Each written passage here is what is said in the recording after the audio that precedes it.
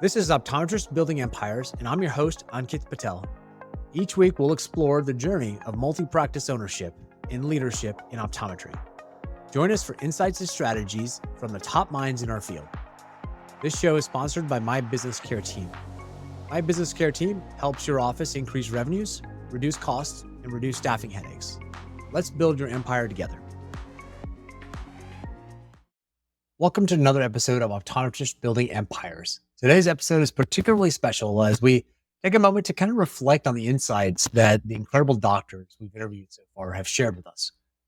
So after speaking with several practices in the field, I've noticed some common challenges that are facing some practices today.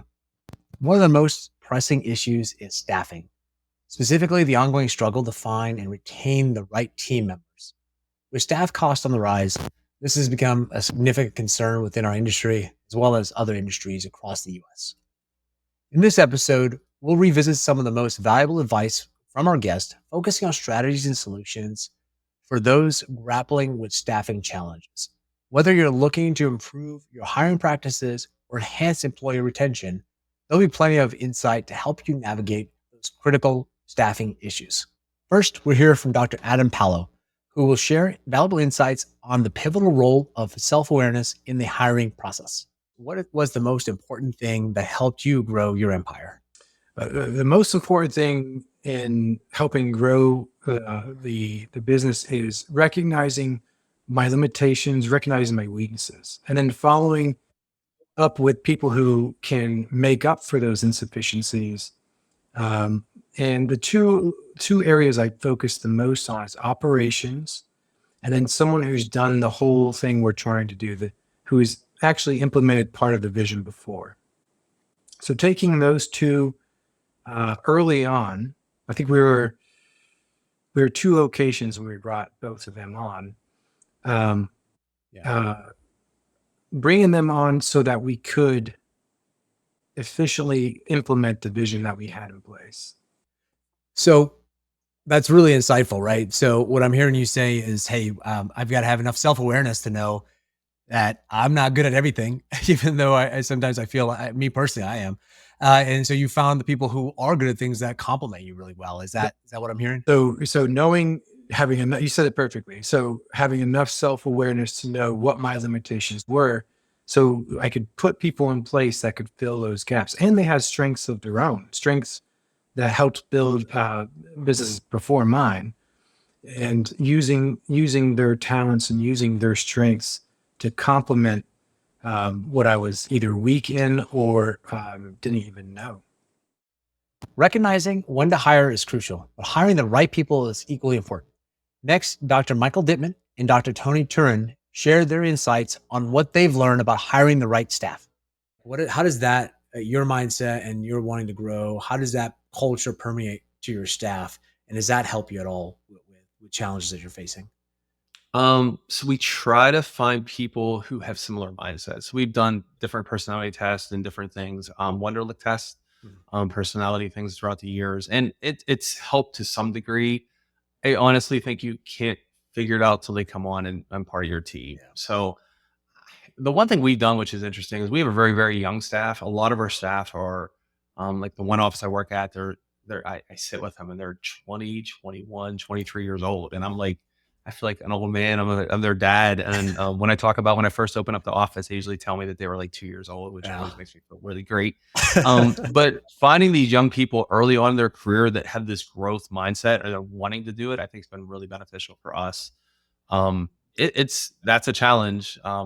We've had some people that don't have the growth mindset and they usually have not lasted within our office. And as we've grown, I don't know about other offices, we've had not a lot of turnover, but a lot of turnover in a way that as we try to add pieces, it seems like the pieces that we're adding aren't always successful. So we go through a lot of people versus an established practice that isn't growing at the same rate. They have the same people for 20 years. That's not been our situation. So it's a challenge to find people, but we keep trying to find ways, or have tried to find ways in the past to be creative with that.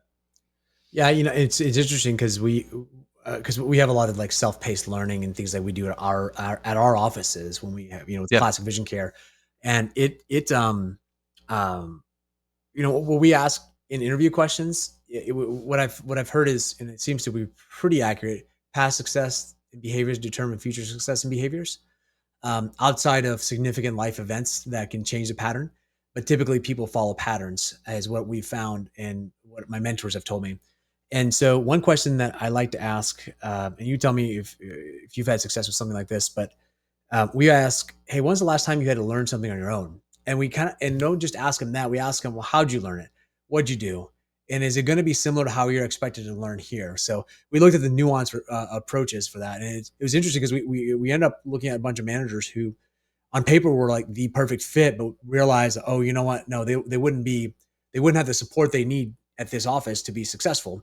So it may not be a good fit for them at this point. So that was kind of an interesting insight for us.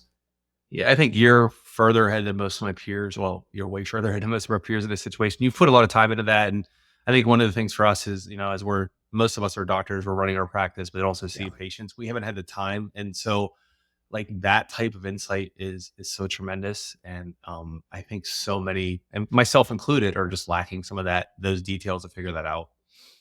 As you're growing your empire, what was the one thing that happened that you didn't expect that you were surprised about? I think the how useful good staff can be. I mean, I've been shocked that we've been able to kind of get to where we're at. Like I said, we run pretty lean, so it's not like we're overly staffed, but I really have come to realize like if you have one A player, oh man, it's equivalent to like 3 or 4 B or C players. And so over the years, we have just been able to just people luck, I guess, get some really good people in that have stuck with us. And I think part of it is we've allowed certain individuals opportunities to grow. And that's one nice thing about now having multiple locations. Like a good example, we brought in a young, like this employee, like she knows more about systems and business because she came from a franchise that just developed her in training. And so we brought her in kind of under our manager and didn't really have a whole lot of room for her to, grow beyond that. But once we acquired a third practice, we asked that, a young 20-year-old if she wants to manage it. And now she's killing it. So yeah, we got a couple really good A players. That's great. Yeah, I think I was reading somewhere. I forget what exactly it was. I'm going to butcher this, but basically, if you pay 10% more to get like a B player, they'll get you maybe 20 or 30% more productivity than like a C player or average person. But if you Mhm. spend like, I think 20 to 30, maybe 40%, maybe even more for an A player, they'll do double, triple what a C Oh, it's player would crazy. do. Yeah. So it's crazy how much more. It's like a power law effect, I guess is what it's called, where you have a lot better. It's an outsized impact. It's not a linear growth. It's like exponentially better. Oh, it is. Yeah, we've witnessed that. That's I've good. heard it described as like try to find 5 employees that will work like 10 and then pay them like 8. Oh, there you So, go. if you ask our optician, like our manager, if she compares a similar position, she's probably making a little bit more. But man, just because of who she is, the amount of work that she gets done is unmatched. So yeah, I would take 5 of her over, 10 any other employees. So yeah, it's going pretty well. Again, my ultimate goal of kind of just wanting some more freedom is I hired out my day job in a sense. So we hired a new grad who is just this stud of a guy, like so much smarter than I am. I think patients probably want to see him now over me over just the last 3 months. But Okay. so he took a lot of my patient care days. And so I can just focus more on kind of executive level decisions, Nice. which was definitely starting to be more of a need.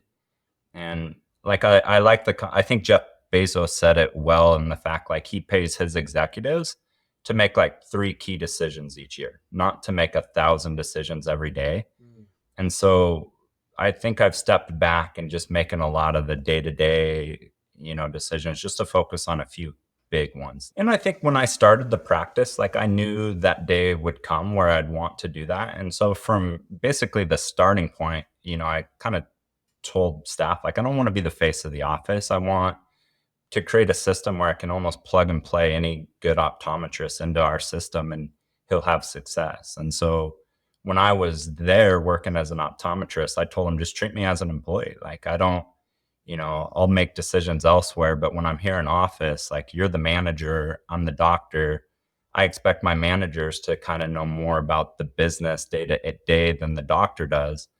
And so, yeah, I took, my staff does not have any problem setting me straight as far as like, you need to do routing slips this way. This is why. That's awesome. And so, yeah, I I'm very thankful I removed myself, and Dr. Ryan has been there just to move in and has had so much success. So it's been good. I love that part of it. Finding the right people for your team is critical and essential, but it can be really challenging. Most practices are starting to implement strategies to simplify their processes for staff. By streamlining operations and utilizing effective tools, they enable their teams to concentrate on attracting the right talent rather than being caught up in the constant hiring cycle. This approach fosters a more stable workforce that builds stronger, more engaged teams. In the next clip, Dr. Christopher Browning talks about the ways he streamlined his practice. Well, I think the main thing was, I just admitted I'm probably not the smartest guy in the room. We had, it was 2016, I remember, it's kind of a watershed moment. At that point, we were growing our practice, but we decided that we needed to go in a slightly different direction. We had a practice manager who handled a lot of the day-to-day HR issues. She handled all the bookkeeping and things of that nature. And what we decided to do was to hire a COO to manage day-to-day operations. And we were lucky enough to find somebody in Audrey, our COO, who had a lot of experience in retail. And she had come from a large multi-location retail-oriented practice.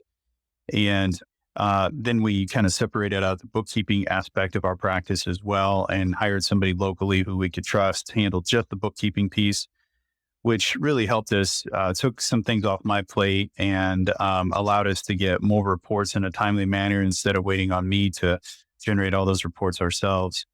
And then really, my partner, Terry, and I said, Audrey, the retail piece, that's your main concern. And we need you to help us improve that. And so we had several goals and met with her. We still meet with her on a regular basis about those goals. And then, kind of let her, with her superior emotional intelligence, kind of handle the day-to-day with regards to our staff. And so that was, I would say, probably the biggest change that we made that really kind of set us up for, the last 8 years of growth. Along with that, prior to hiring Audrey, we realized, hey, we really need some help when it comes to billing. We had a billing person who was wonderful, who had worked for us for many, many years. And it became obvious we needed to kind of step that up as well. And so we outsourced our billing. We outsourced our IT. We had a guy who liked computers who was kind of our IT department for a while there. And we decided we needed to outsource that. That was a huge help.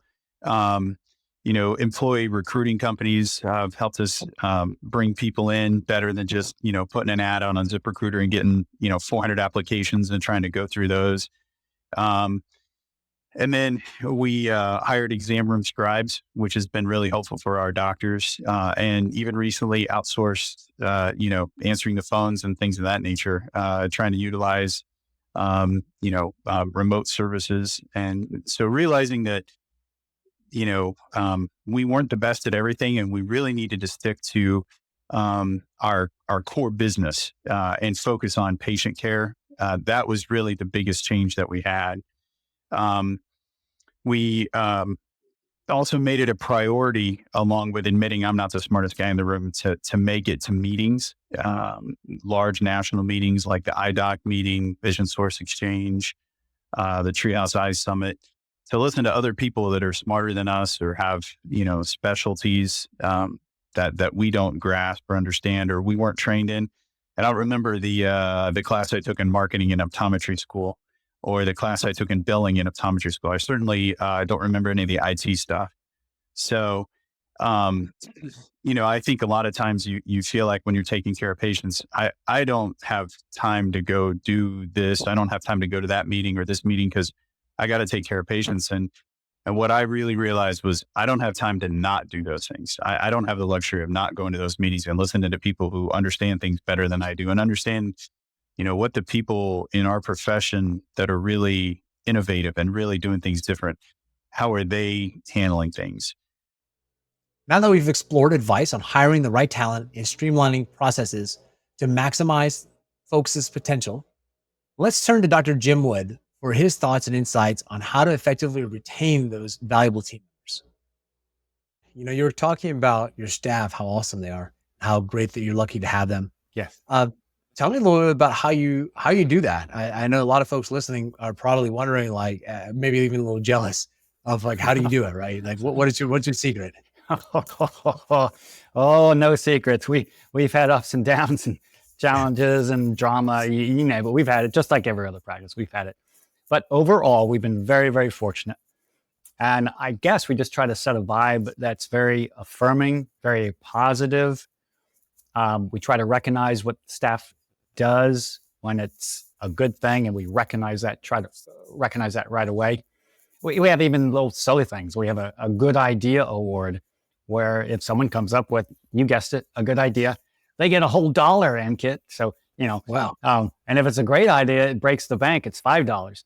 So as we know, it's not so much the reward, it's the recognition. And so we try to recognize people when they are doing something right. We have an extra mile award if staff does something above and beyond.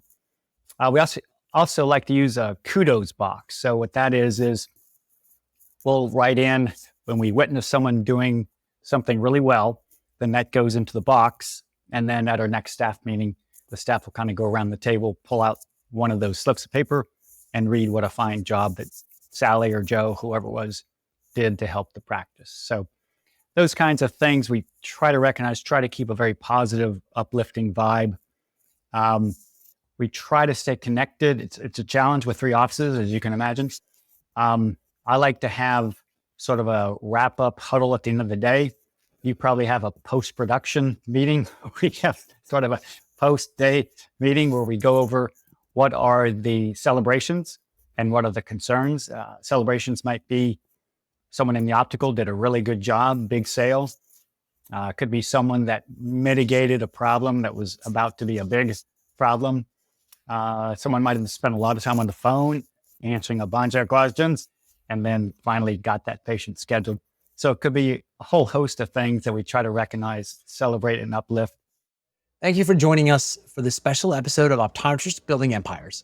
We hope you found the insights from our guests, Dr. Michael Dittman, Dr. Tony Turin, Dr. Christopher Brown, Dr. Jim Wood, and Dr. Adam Palo, both valuable and actionable. Remember, building a strong team is not just about hiring the right people. It's about creating the environment where they can thrive and feel valued. In addition to that, it's also being self-aware to know when you need the help and when you don't. As we navigate the ongoing challenges in staffing, let's take these strategies to heart and continue to foster a workplace that really attracts, retains, and really helps top talent excel. If you've learned something today, we'd love for you to share the podcast with somebody who might enjoy it. And we'll see you next time on Optometrists Building Empires. Take care. That's a wrap on another episode of Optometrists Building Empires. Thanks for joining. For show notes and more, visit buildingempires.live. This show is proudly sponsored by My Business Care Team.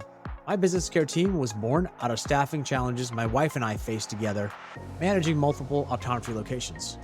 We refined our approach at Classic Vision Care and now offer our expertise to others. If you're experiencing challenges with staffing and you'd like to set up a discovery call, we'd be happy to help you and connect you with the right resources. We'll see you next time.